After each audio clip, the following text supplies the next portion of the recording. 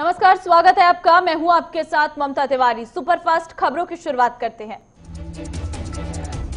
राष्ट्रपति की ओर से मुलाकात के लिए समय देने से मना करने के बाद पंजाब के मुख्यमंत्री कैप्टन अमरिंदर सिंह दिल्ली के जंतर मंतर पर धरने पर बैठ गए हैं। कैप्टन अमरिंदर सिंह के साथ नवजोत सिंह सिद्धू भी धरने पर बैठे हुए हैं। पंजाब में बिजली संकट और जरूरी वस्तुओं की स्थिति गंभीर होने की वजह से यह ऐलान किया गया है। जंतर मंतर पर नवजोत सिंह सिद्धू ने कहा कि अपनी बात गूंगी बहरी सरकार तक बात पहुंचाने चाहिए तो धमाका जरूर है। मैंने बात नियत की है, नियत नीति में बदल दिखती है। नवजोत सिंह सिद्धू ने कहा कि अगर आप सोचते हो कि ये कानून सरकार किसानों के हक में बना रही है तो बहुत बड़ी गलतफहमी है। ये कानून सिर्फ पूंजीपतियों को रिमोट कंट्रोल देने के लिए बनाए गए हैं। आम आदमी पार्टी ने कैप्टन अमरिंदर सिंह के धरने को ड्रामा बताते हुए कहा कि उन्हें इन मुद्दों को सुलझाने के लिए प्रधानमंत्री नरेंद्र मोदी से बात करनी चाहिए, राष्ट्रपति से नहीं। आत्महत्या के लिए उकसाने के एक पुराने मामले में मुंबई पुलिस ने रिपब्लिक टीवी के प्रधान संपादक अर्नब गोस्वामी पर कार्रवाई करते हुए उन्हें गिरफ्तार किया है। स्वास्थ्य मंत्री सत्येंद्र जैन ने माना है कि दिल्ली में है कोरोना की तीसरी लहर। उन्होंने कहा कि तीसरी लहर के अलावा आक्रामक कॉन्ट्रैक्ट ट्रेसिंग से भी आंकड़े बढ़ रहे हैं। इसके साथ ही सत्येंद्र जैन ने कहा कि हम प्राइवेट अस्पतालों में आईसीयू बेडों की किल्लत के समाधान के लिए सुप्रीम कोर्ट जाएंगे। दिल्ली में कोरोना की तीसरी लहर को देखते हुए मुख्यमंत्री अरविंद केजरीवाल ने कल समीक्षा बैठक बुलाई है। कल शाम बुलाई गई इस बैठक में कोरोना को लेकर चर्चा होगी। दिल्ली में लगातार बढ़ रहे प्रदूषण के बीच यमुना में दिखे जहरीले झाग ने टेंशन बढ़ा दी है। दिल्ली में कालिंदी कुंज इलाके के नजदीक से बह रही यमुना नदी में भारी मात्रा में झाग बह रहा है। जम्मू कश्मीर और पंचायती राज से जड़ें मजबूत करने के लिए कवायद शुरू हो गई है। इसके तहत राज्य में पहली बार जिला विकास परिषद के लिए चुनाव करवाए जा रहे हैं। इसके साथ ही जम्मू कश्मीर में त्रिस्तरीय पंचायती राज पूर्ण रूप से लागू होगा। ये जम्मू कश्मीर के इतिहास में पहली बार होगा। उत्तर प्रदेश के अलग अलग जिला अदालतों में बड़ा बदलाव हुआ है। इलाहाबाद हाई कोर्ट में कुल 63 जजों के ट्रांसफर का आदेश दिया गया है। हरियाणा के गुरुग्राम में बेखौफ बाइक सवार 3 बदमाशों ने सेक्टर 65 इलाके में गाड़ी की ड्राइविंग सीट पर बैठी युवती को सिर में गोली मार दी। गया में एनसीबी की टीम ने 2 लग्जरी गाड़ियों से 15 किलो अफीम जब्त की है, जिनकी कीमत 30 लाख रुपए बताई जा रही है। मामले में पुलिस ने 4 तस्करों को गिरफ्तार किया है। बिहार विधानसभा चुनाव में 243 सीटों में से 165 सीटों पर मतदान हो चुका है। बाकी बची 78 सीटों पर 7 नवंबर को वोटिंग होगी। बिहार में सभी राजनीतिक पार्टियों का ध्यान अब तीसरे चरण के चुनाव पर है। इसी बीच आरजेडी नेता तेजस्वी यादव ने कहा कि लालू जी के समय सामाजिक न्याय का दौर था, अब आर्थिक न्याय का दौर है। तेजस्वी यादव ने कहा कि जंगल राज का हल्ला करने वाले लालू जी के रेल बजट को क्यों नहीं बता रहे। रेलवे उनके कार्यकाल में घाटी से फायदे में आया था। राहुल ने कहा कि बिहार में हमारी सरकार बनेगी तो आपके लिए मक्के धान के लिए प्रोसेसिंग फैक्ट्री लगाएंगे और किसानों को फसल की सही कीमत मिलने के से बाहर पलायन नहीं करना होगा। राहुल गांधी ने कहा कि कोरोना काल में पीएम मोदी और नीतीश मिलकर गरीब को छोड़कर अमीरों की मदद कर रहे थे। भारतीय सेना प्रमुख मनोज मुकुंद नरवणे आज से 3 दिवसीय नेपाल दौरे पर हैं। आर्मी चीफ के इस दौरे से काठमांडू के साथ सीमा विवाद के चलते रिश्तों में आई तख्ती को पलटने और सामान्य करने की दिशा में मदद मिलेगी। इसके साथ ही दोनों पक्षों को पारंपरिक लाभ के लिए द्विपक्षीय रक्षा साझेदारी को और मजबूत करने के लिए रास्ते तलाशने का अवसर प्रदान होगा। जनरल नरवणे अपनी यात्रा के अंतिम दिन प्रधानमंत्री और रक्षा मंत्री केपी शर्मा ओली के बालूवाटार में प्रधानमंत्री के आधिकारिक निवास पर मुलाकात करेंगे। पूर्वी लद्दाख में सैनिकों के पीछे हटने की प्रक्रिया को लेकर भारत और चीन के बीच कोर कमांडर स्तर की 8वें दौर की वार्ता शुक्रवार यानी 6 नवंबर को हो सकती है। दिल्ली में रेस्टोरेंट इंडस्ट्री में रोजगार को बढ़ावा देने के लिए अर्थव्यवस्था पर पटरी लाने की कोशिश लगातार दिल्ली सरकार कर रही है। दिल्ली में स्टैंड अलोन रेस्टोरेंट के लिए पर्यटन विभाग से अनुमति नहीं लेनी होगी।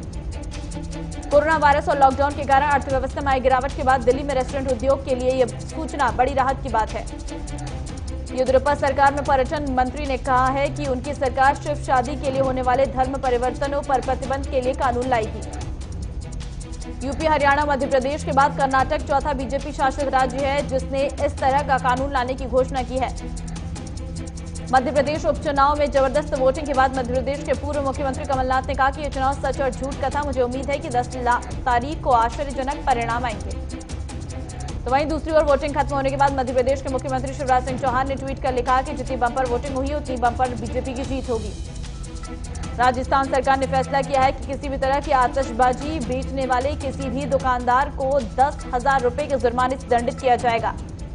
गहलोत सरकार ने यह भी फैसला किया है कि जो भी व्यक्ति किसी भी तरह के पटाखे का इस्तेमाल करता है या उसे जलाने की अनुमति देता है उसे 2,000 रुपए के दंड दिया जाएगा। राजस्थान के नगर निगम चुनाव में हेरिटेज नगर निगम से 21 साल की आसमा खान सबसे कम उम्र की पार्षद निर्वाचित हुई हैं। आसमा खान जयपुर के घाट गेट के वार्ड नंबर 81 से पार्षद चुनी गई हैं। मथुरा के नंद बाबा मंदिर में नमाज अदा करने के आरोप में गिरफ्तार किए गए फैजल खान की कोरोना पॉजिटिव रिपोर्ट आई है, जिसके बाद उसे 14 दिन की न्यायिक हिरासत में जेल भेज दिया गया है। कोरोना के कारण लखनऊ के सहारा मॉल और आइवंस रिवर साइड वॉल को 24 घंटे के लिए बंद कर दिया गया है। कोरोना की जांच के दौरान पॉजिटिव मरीज मिलने के बाद ये फैसला लिया गया। दोनों मॉल में लोगों के कोरोना पॉजिटिव पाए जाने के बाद जिला अधिकारी ने प्रोटोकॉल का अनुपालन करते हुए मॉल का सैनिटाइजेशन कराने के निर्देश दिए। यूपी में प्राइमरी शिक्षकों के लिए एक अच्छी खबर सामने आई। इलाहाबाद हाईकोर्ट ने प्राथमिक शिक्षकों के अंतरजनपदीय तबादलों पर लगी रोक हटा दी है। हालांकि हाईकोर्ट ने अपने आदेश पर सख्त शर्त रखते हुए कहा है कि एक बार ट्रांसफर पा चुके टीचर्स का दोबारा तबादला नहीं हो सकता। सुप्रीम कोर्ट ने एक बैंक चपरासी को नौकरी से हटाने के फैसले को बरकरार रखते हुए कहा कि चपरासी पद पर नियुक्ति के लिए स्नातक होना अनिवार्य योग्यता से अधिक है। हरियाणा सरकार ने प्रदेश के सरकारी मेडिकल कॉलेज में एमबीबीएस की फीस बढ़ाने का मसौदा तैयार कर लिया है। इसके तहत 53,000 रुपए सालाना से 10 लाख रुपए की जा सकती है। आरए के बाद अब महाराष्ट्र और केंद्र के बीच गाजुर मार्ग पर बन रहे मेट्रो शेड को लेकर जंग छिड़ गई है। केंद्र सरकार का कहना है जमीन पर मालिकाना हक उनका है, ऐसे में इजाजत जरूरी है। पूर्वी लद्दाख में एलएसी पर चीन के साथ ही भीषण ठंड से मुकाबला करने को भारतीय सैनिक पूरी तरह तैयार है। चीनी सीमा पर तैनात सैनिकों के लिए अमेरिका ने विशेष गर्म कपड़ों की खेप भेजी है। भारतीय वायुसेना को और ताकतवर बनाने के लिए आज 3 और लड़ाकू राफेल विमान भारत पहुंच रहे हैं। इस विमान के पहुंचने के बाद वायुसेना की ताकत में इजाफा होगा। दिल्ली में ग्रीन क्रैकर्स यानी हरित पटाखे बेचने की अनुमति दे दी गई है। दिल्ली सरकार ने आदेश दिया है कि बिना ग्रीन क्रैकर्स लोगों के पटाखे बाजार में नहीं बेचे जा सकते। दिल्ली के पर्यावरण मंत्री गोपाल राय का कहना है कि अभियान को जमीनी स्तर पर प्रभावी तरीके से लागू करने के लिए सभी एसडीएम, पुलिस अधिकारी और डीपीसीसी की 11 टीमें निर्देश दिए गए हैं।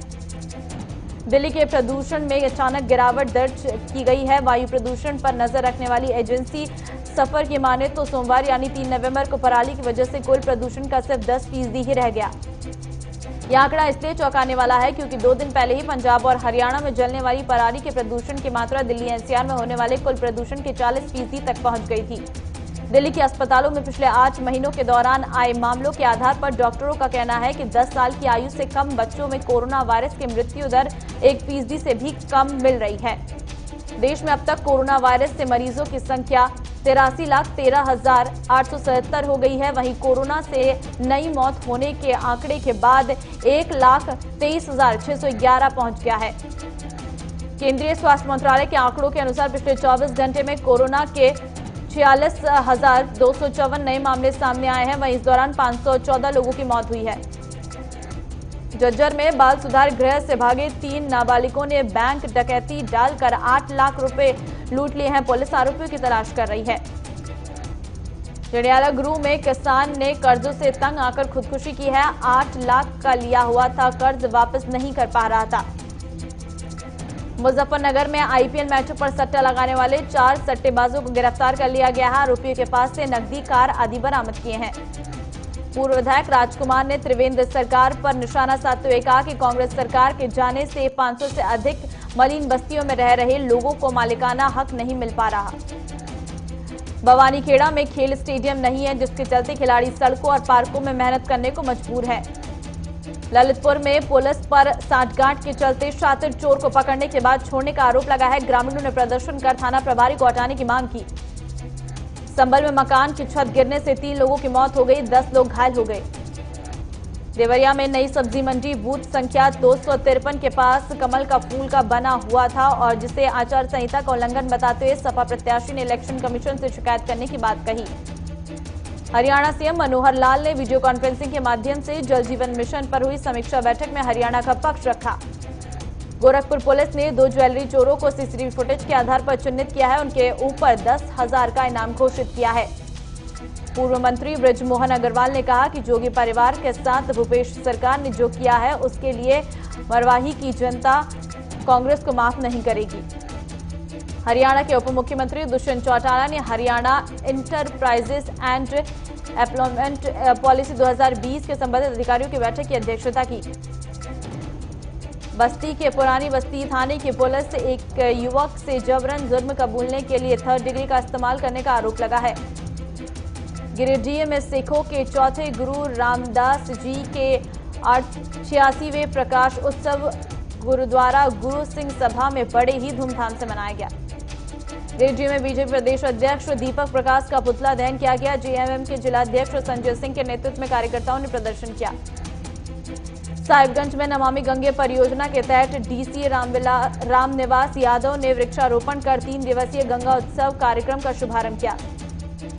मसूरी में करवा चौथ की धूम दिखाई दी। बड़ी संख्या में महिलाओं ने खरीदारी की। महिलाओं ने मेहंदी लगाई। चमोली आईटीबीपी का 7 दिवसीय राफ्टिंग एंड साइकिलिंग प्रतियोगिता शौर्य का आगाज हो चुका है, जिसमें आईटीबीपी के करीब 20 सदस्य हिस्सा ले रहे हैं। मुंगेली में एक खेत में महिला का अज्ञात शव मिलने से सनसनी फैल गई। पुलिस मामले की जांच कर रही।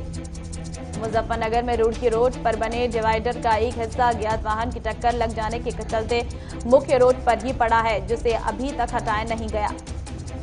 सेंसेक्स में 392 और निफ्टी में 103 अंकों की बढ़त हुई है। इसके साथ ही आईटी और फार्म के शेयरों में भी तेजी बढ़ी है। पेट्रोल डीजल से पहले जीएसटी के दायरे में गैस और एटीएफ आ सकते हैं। सरकार व्यापक बदलाव की तैयारी कर रही है। रेटिंग बिगड़ने के डर से कंपनियां कर्ज स्ट्रक्चर नहीं कर पा रही है। पीएनबी के पास सिर्फ 15 कंपनियों के आवेदन आए। कोटक महिंद्रा बैंक ने होम लोन की ब्याज दरों में 50 बेसिक पॉइंट की कटौती की है। अब एसबीआई से भी सस्ता होम लोन मिलेगा। रियलमी का नई स्मार्ट वॉच को भारत में 3,999 रुपए में लॉन्च किया जा सकता है। अक्टूबर में निर्यात 5.4% गिरकर 24.82 अरब डॉलर पर आया। पेट्रोलियम, रत्नभूषण और लेदर का निर्यात खास तौर से घटा है। पंजाब नेशनल बैंक अगले महीने क्यूआईपी के जरिए 7,000 करोड़ रुपए जुटा सकता है। क्रेडिट ग्रोथ 5% से कम रहने का अनुमान लगाया जा सकता है। आईएमएफ की दुनिया भर के देशों को एक और राहत पैकेज देने की सलाह है, जिससे 60% ग्लोबल इकोनॉमी के सेंट्रल बैंक को ब्याज दरें 1% से भी नीचे आ गई हैं। डाबर इंडिया का रेवेन्यू दूसरी तिमाही में 14% बढ़ा है और मुनाफा 20% बढ़कर 482 करोड़ रुपए हुआ है। बैंक ऑफ बड़ौदा ने बढ़े हुए कर्ज चार्ज को वापस लिया है और वित्त मंत्रालय ने कहा कि सरकारी बैंकों ने कोई भी चार्ज नहीं बढ़ाए हैं। दुनिया भर में कोरोना के मरीजों की संख्या लगातार बढ़ती जा रही है। 4,78,00,000 के पार हो गई है और अब 12,19,000 से ज्यादा मौतें हो चुकी हैं। अमेरिका में हर 4 साल बाद होने वाले राष्ट्रपति चुनाव के लिए मंगलवार को मतदान हुआ। फ्लोरिडा में ट्रंप की जीत मिली, वहीं कैलिफोर्निया में जो बाइडेन की जीत हुई। अमेरिका के इतिहास में 116 साल बाद पहली बार वोटिंग के दिन राष्ट्रपति तय नहीं होगा। अमेरिका में 1904 से इलेक्शन डे की रात में नए राष्ट्रपति का पता लग जा रहा है। डोनाल्ड ट्रंप के बेटे ने विवादित ट्वीट में कश्मीर को पाकिस्तान का हिस्सा बताया और भारत को बाइडेन समर्थक बताया। हाल ही में अलकायदा के काफिले पर फ्रांस ने मिसाइलों से हमला किया, जिसमें 50 आतंकी मारे गए। पहली बार ऑस्कर के लिए थिएटर में रिलीज की शर्त से छूट मिली है। ओटीटी प्लेटफॉर्म पर रिलीज फिल्में भी अब नामित हो सकेंगी।